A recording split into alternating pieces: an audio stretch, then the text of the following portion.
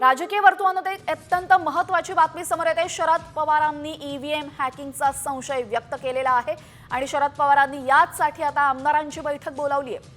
राष्ट्रवादी काँग्रेसच्या आमदारांची उद्या दुपारी 2 वाजता पक्ष कार्यालयामध्ये बैठक आहे। राज्यभरामध्ये ईव्हीएम संदर्भात संशय व्यक्त केला जात असताना आता पवारांनी सुद्धा याचमुळे एक महत्त्वाची बैठक बोलावलेली आहे। आपल्यासोबत आमच्या प्रतिनिधी रुपाली बडवे जोडल्या गेलेल्या आहेत। रुपाली, आता शरद पवारांनी सुद्धा ईव्हीएम विरोधात भूमिका घेतलेली आहे। त्यांनी तसा संशय व्यक्त केलेला आहे की हो, ईव्हीएम मुळे काहीतरी गडबड झालेली असू शकते, यासाठी त्यांनी आमदारांची बैठक बोलावली आहे। या बैठकीमध्ये काय काय घडू शकतं?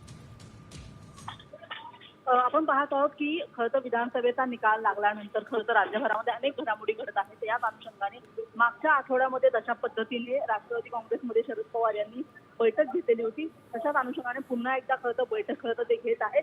आणि उद्या खरं तर सगळ्यात जे आमदार आहेत त्या सगळ्या आमदारांना त्यांनी मुंबईत बोलवलेलं आहे। पक्षाच्या कार्यालयामध्ये दुपारी 3 वाजता ही बैठक पार पडणार आहे। राज्यभरामध्ये आपण पाहत आहोत की ईव्हीएमच्या विरोधात एक नाराजी व्यक्त केली जात आहे आणि अशाच अनुषंगाने शरद पवार यांनी उद्या बोलवलेली ही बैठक अतिशय महत्त्वाची आहे।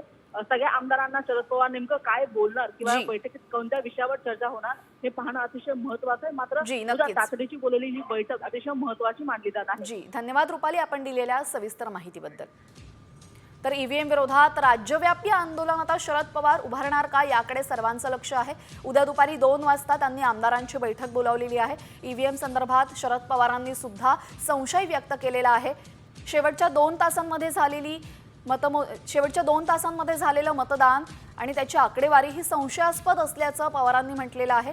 याआधी अनेक नेत्यांनी महाविकास आघाडीच्या या संदर्भात संशय व्यक्त केलाय। राऊतांनी सुद्धा या संदर्भात संशय व्यक्त केलेला आहे। नाना पटोले यांनी सुद्धा सांगितलेलं आहे की शेवटच्या 2 ते 3 तासांमध्ये झालेलं जे मतदान आहे त्याचं व्हिडिओ चित्रीकरण आयोगाने समोर द्यावं, अशी त्यांनी मागणी केलेली आहे। आणि त्यानंतर आता शरद पवारांनी सुद्धा याच संदर्भात भूमिका घेत बैठक बोलावली आहे।